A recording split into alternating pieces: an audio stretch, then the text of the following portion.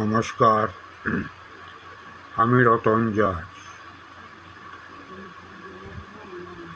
রামবাবুর আর ফটাফট জয় মা কালীর টিপস নিয়ে হাজির হলাম। আজ 14/5/2025। আজকের চ্যালেঞ্জ ফিগার এবং একটি রোলিং রয়েছে। রোলিংটি 1 থেকে 6 বাজি অবধি আপনারা চালাতে পারেন। রোলিংটি হলো 1/8। দুটো ঘরের একটি করে পাত্তি দেওয়া আছে। নিশ্চিন্ত 1 থেকে 6 বাজি অবধি আপনারা রোলিংটা চালাতে পারেন।